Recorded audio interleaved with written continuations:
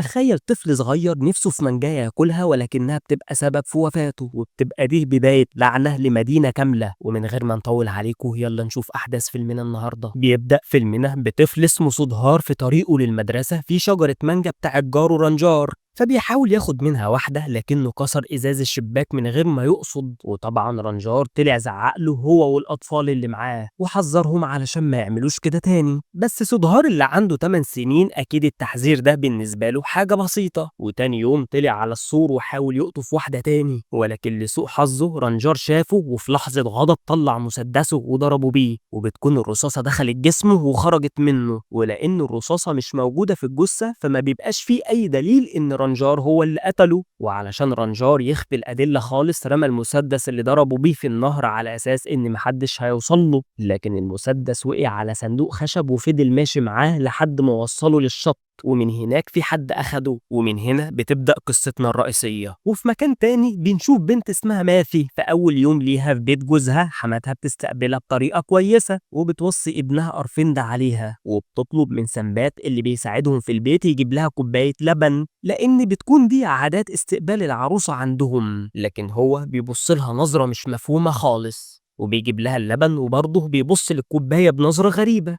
فهي بتاخد اللبن وبتدخل أوضتها وبتفضل مستنية أرفند لحد ما بتنام، ووقتها هو بيدخل الأوضة. وفي جزء تاني من المدينة بنشوف أم اسمها سافرتي بتشتغل عاملة نظافة، وبتبقى شايلة الهم لأنها استلفت فلوس لتعليم بنتها، وإن الفلوس دي فوايدها كترت عليها، وبيبقى مرسي اللي استلفت منه بشخص بلطجي أصلا وبتاع مشاكل، وبتحاول إنها تستلف من المشرف بتاعها بس هو بيزعق لها لأن المبلغ ده بالنسبة لهم كبير جدا، يمكن هي ما تعرفش تكتبه حتى. تاني يوم بنشوف بنت اسمها أنيثة والدتها مش طايقاها علشان مش عايزة تتجوز ومتمسكة بشغلها، وحتى أخوها ما بيرضاش يوصلها معاه للشغل، ولكن باباها بيكون لطيف معاها بس بيحذرها من بعيد إنه مش ممكن يخليها تتجوز واحد من طائفة دينية مختلفة عنهم، وبيقول لها إنه مستحيل يعمل كده حتى لو كانت بتحبه، وبيبقى حاسس إنها معجبة بزميلها. وفي المستشفى بنشوف واحد اسمه راجا راشيل مراته تعبانة ومحتاجة تعمل عملية زراعة كلى بسرعة، وبيلاقوا متبرع لكن مصاريف العملية مش متوفرة. ولما سافرت بترجع بيتها بتلاقي رجالة مرسي عندها وبتتخض وبتخاف على بنتها، وبتقول له يديها مهلة أخيرة بس،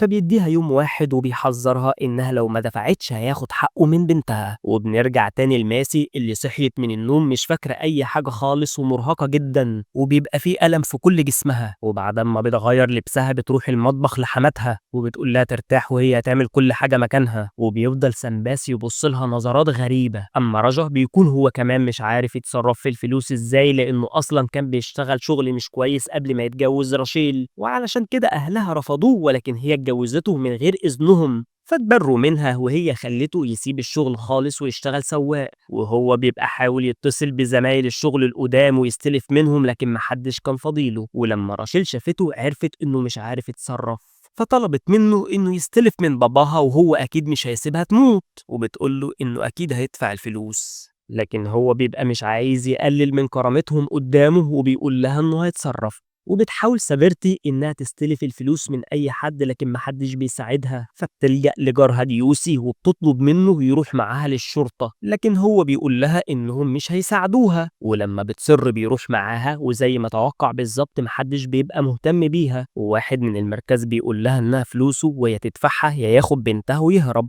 وفي البيت عند ماسي بتكون خارجة هي وأرفند لكن حماتها بتصر إنها تغير لبسها وبتقول لها تلبس اللبس التقليدي بتاعهم، فبتسمع ماسي الكلام علشان ما تحرجهاش. ولما بتخرج مع جوزها بتتفاجئ إنه عاوز يعرفها على ريثو صاحبته وبتكون قريبته في نفس الوقت، وما بتبقاش ماسي مبسوطة من علاقتهم القريبة زيادة عن اللزوم، وبتسألها هي ليه ما حضرتش الفرح بتاعهم، فبتعرفها ريسو إن كان عندها اجتماع مهم في مدينة تانية، وبعدين بيسألها أرفند هي ليه قاعدة عند صاحبتها مش عندهم، فبتقوله بصراحة إنها بتزهق من تحكمات والدته في كل حاجة وكأنها قاعدة في سجن، وبتقوله إنها مرتاحة عند نادية صاحبتها أكتر. وبيحاول رجا إنه يستلف فلوس من صاحبه بس ما بيجمعش المبلغ برضه. وأما ماسي فبتحاول تخلي علاقتها بجوزها كويسة لكنه بيفضل يتجاهلها. أما والد أنيسة فبيكون خارج بعربيته وبيلاقي فيها مسدس حقيقي وبيبقى مستغرب هو جه منين وبيقول إنه هيسلمه للشرطة، ولكن ابنه بيتصل بيه وبيعرفه إن أخته هتتجوز زميلها اللي بتحبه النهاردة، فبيقول له إنه هيروح لها بسرعة، وبيكون أخوها عايزه يسيبها تعمل اللي هي عايزاه، لكن باباها بيرفض وبيقول له إن كرامتهم أهم من أي حد، وبيسوق وهو متضايق ومتوتر وبيخبط شاب، لكن الشاب ما بيحصلوش أي حاجة بس السكوتر بتاعه بيتعطل، فبيطلب منه إنه ياخده معاه، ولما بيلاحظ إنه متوتر بيسوق بداله وبيطلعوا هما الاتنين رايحين لنفس مكتب الجوازات، وبتروح سافرت لجيوثي وبتديله مسدس وبيفتكر إنها عايزة تقتل مورثي، ولكنها بتقوله إنها لقت المسدس ده على الشط وهي بتشتغل وبتكون مش عارفة تعمل بيه إيه، وبتفكر تسلمه للشرطة، لكنه بيرفض وبتقاطعهم صاحبة البيت اللي عايزة الإيجار، فبيقول لها إنه هيدفعوا الشهر الجاي لأنه مش معاه فلوس، وبتتصل ماسي بباباها وبيلاحظ إن صوتها متغير، فبتقوله إن جوزها مسافر وما بتقولش أي حاجة تانية، لكن الحقيقة إنها حاسة إنها وحيدة في البيت ده وكأنها ما اتجوزتش. وفي النهاية رجا بيروح لوالد راشيل لكنه بيرفض يديله فلوس وبيقول له إنها ما بقتش بنتهم، فبيتصل بيه جاله ولما بيرد عليه بيقول له إنه عنده شغل ليه وبيضطر رجا يوافق، وبيروح جيوثي لشخص كان يعرفه زمان وبيوريه صورة المسدس وبيتفق معاه يشتريه بسعر كويس، وبيبقى ميعاد التسليم هيكون تاني يوم، وبيدي لسافرتي كل مرتبه وبيقول لها تدفع المبلغ لمورثي والباقي تكمله بعدين، لكنها بترفض تاخد فلوسه وبتقول له إنهم المفروض يسلموا المسدس للشرطة مش يبيعوه، فبيقول لها إن بنتها زي بنته لو يقدر يعمل أكتر من كده هيعمل، وبيقول لها إن الشرطة مش هتنقذهم وده مش وقت تفكير، المهم ينقذها هي وبنتها. ولما بيرجع أرفيند من السفر ماسي بتتبسط وبتدور في شنطته على هدية ليها، لكنه بيقول لها إنه ما اشتراش ليها أي حاجة، لكنها بتلاقي مانيكير وبتاخده وبتفتكر إنه كان بيهزر معاها، وبيروح رجا يقابل جالا وبيعرف إنه هيقتل ناشطة اجتماعية اسمها جوسي، وبتروح روثي تزور ماسي وبتحتفل بعيد ميلادها كمان، وهي بتكون مبسوطة لكن قلقانة إنها تقعد معاهم في البيت لأن صاحبتها سافرت، وبيوصل أخو أنيثا المكتب وبيشوف أخته فرحانة جدا ومستنية حبيبها مع أصحابها، وبيعرف باباها اللي حصل، لكن باباها بيقول له يفضل بعيد لحد ما هو يوصل طالما العريس ما وصلش، وبتكتشف ماسي إنها حامل وما بتكونش مبسوطة لأنها مش حاسة إن جوزها بيحبها، لكن حماتها هي اللي بتتبسط جدا وبتاخدها للدكتورة اللي عرفتها عليها وبتطمن على الحمل، وبعدها سافرتي بتاخد المسدس علشان تبيعه، وبيتصل بيها جوسي وبيعرفها إنه في الشغل، وبيقول لها إنه مش هيعرف يقابلها وبيعرفها تعمل إيه بالظبط علشان تقابل صاحبه اللي هيشتري المسدس، بس للأسف الشرطة بتقبض عليه، وبنتها بتتصل بيها وبتعرفها إن مرسي عندها في البيت، وبعدين ماسي بتصحى من النوم ما بتلاقيش جوزها جنبها فبتنزل تشرب وبتدور عليه، ولما بتفتح باب المخزن اللي في المطبخ بتتصدم، وبعدها والد أسينة بيسأل الشاب اللي معاه هو رايح فين بالظبط، فبيعرفوا إنه رايح مكتب الجواز علشان هيتجوز هو وحبيبته من ورا أهلهم، ورجا بيروح لجوسي وبيقتلها وبيمشي وبياخدوا فلوس العملية، وبنرجع لماسي اللي كانت هتموت من الصدمة بعد ما عرفت إن جوزها ما بيحبهاش ولا اتجوزها أصلا لأنه ما بيحبش البنات، وإن أهله جوزوه غصب عنه، وبتكون هتتجنن لأن الطفل اللي هي حامل فيه مش ابنه، وبتسأله هي حامل من مين، ولما بترجع سافرت البيت بتلاقي بنتها منهارة وبتعرف إنه خلاص اعتدى عليها وبتوعدها إنها هتجيب لها حقها منه، وبيشك والد أسينة إن اللي راكب معاه هو حبيب بنته، وبيسأله هو اتعرف عليها إزاي، فبيحكي له إنهم اتقابلوا أول مرة في الجامعة وكان في بينهم إعجاب، لكن ساعتها محدش منهم كلم التاني، وبعد الجامعة اتقابلوا تاني مرة والمرة دي عرفوا إنهم بيحبوا بعض، وإن بعد كده علاقتهم اتطورت،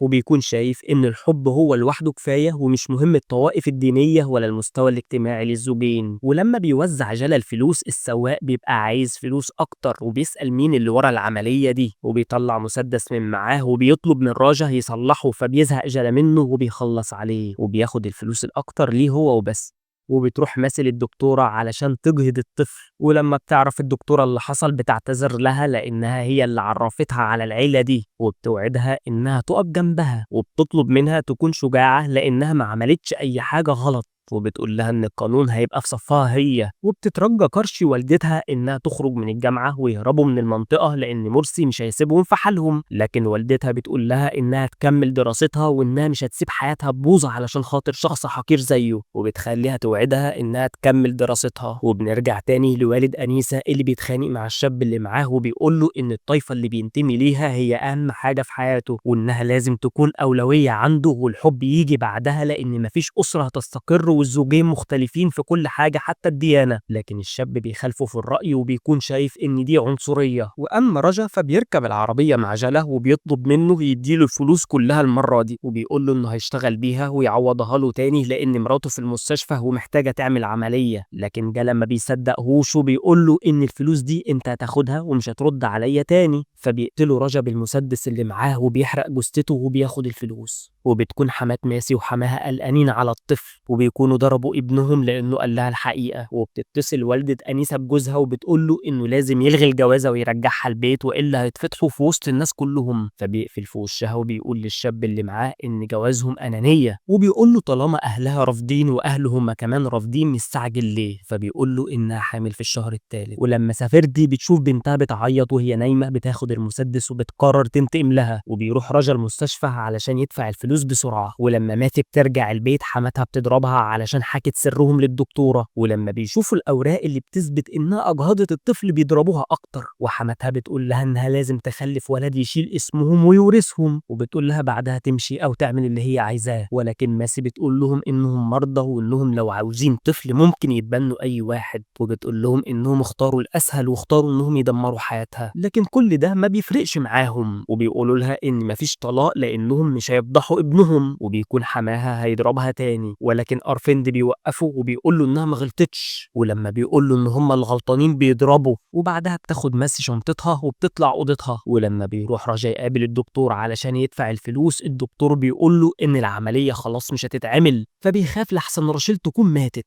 لكن الدكتور بيقول له إن المتبرع هو اللي مات، وبيعرفوا إنها كانت جوسي اللي اتقتلت النهارده. وما بيصدقش رجا سخرية القدر منه إن المتبرعة اللي كانت هتنقذ مراته قتلها بإيديه. وبعدها الممرضة بتنادي على الدكتور علشان حالة رشيل سائت، وبيروح لها بسرعة، ولكن للأسف ما بيقدرش يعمل لها أي حاجة وبتموت قدام عين رجا. وبتفضل ماسي تعيط وهي بتلم هدومها وهي مش عارفة هترجع لباباها تقول له إيه، وإن باباها كان بيتمنى تستقر في حياتها وتجيب له حفيد. وبنرجع تاني لوالد أنيسة اللي أول ما بيسمع جملة إنها حامل في 3 شهور بيقول له إزاي يتجرأ يعمل كده، وبيضربه بالمسدس اللي لقاه في العربية وبيرمي جثته على الطريق وبيمشي. ولما بتنزل ماشي بشنطتها علشان ترجع بيت أهلها، حماها بيقول لها إنها مش هتطلع من البيت قبل ما تحمل مرة تانية وتخلف الولد. فبتقول له ماسي يخلي مراته تخلف له، فبتزعق لها وبتقول لها إنها لو قدرت تخلف تاني كانت عملت كده من زمان. لكن ماسي بتقول لها إنهم مجانين. ولما حماها بيحاول يضربها ويمنعها من الخروج بتضربه وبتبعده عنها وبتطلع المسدس من شنطتها وبتضربه بيه بعد ما اتأكدت إنهم مش هيسيبوها تطلع عايشة. وبتقول له إنه ما احترمهاش واعتدى عليها وخلاها حامل بطفل مش عايزاه وما يستاهلش غير الموت. وبتقتل حماتها اللي كانت بتعاملها زي والدتها بالظبط، لكنها كانت شريكة في اعتدائه عليها، وبتكون شريكة برضه في كل اللي حصل لها. وبتبص الأرفند باحتقار وبتمشي. ولما بيوصل والد أنيسة للمكتب أخيرا بيتصدم وهو شايف بنته خلاص اتجوزت حبيبها، وبيعرف إنه قتل شخص تاني خالص. وبتبقى حبيبته قاعدة بتعيط لأنه اتأخر عليها، وبيقعد جنبها مش قادر ينطق وبيفضل يعيط وبس.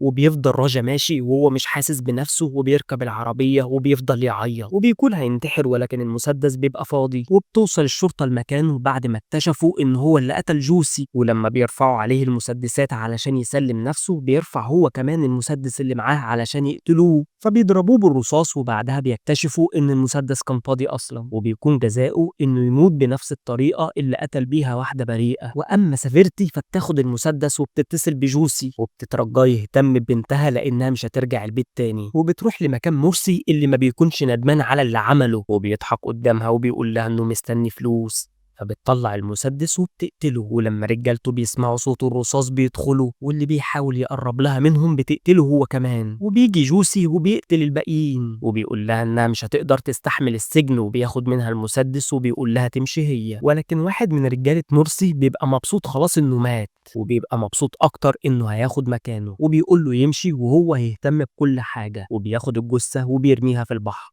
كل دي جرايم حصلت بنفس المسدس. ولما رانجر رماه سافرتي لقيته وقتلت بيه مرسي، وبعدها رجالته اخدوه وتخلصوا منه في عربية والد أنيسة، وان هو قتل بيه الشاب اللي ركب معاه. وعربيته اتسرقت والمسدس فيها من قدام مكتب الجواز. ومن العربية راح لرجا اللي قتل بيه جوسي، وبعدها جلا اتخلص منه في شنطة ماسي لما كانت في المستشفى، وإن هو ساعتها راح يدفع فلوس العملية، وهي قتلت بيه حماها وحماتها، واتقتل بنفس المسدس ظالمين يستحقوا الموت، واتقتل كمان مظلومين يستحقوا الحياة. ولحد هنا بيبقى خلص فيلمنا النهاردة، وبنتعلم منه إنه كل إنسان قدامه طريقين، يا إما طريق الخير يا إما طريق الشر، وهو اللي بيختار بنفسه. ولو عجبك الفيلم ما تنساش تصلي على النبي، وما تنساش اللايك والشير والاشتراك في القناة.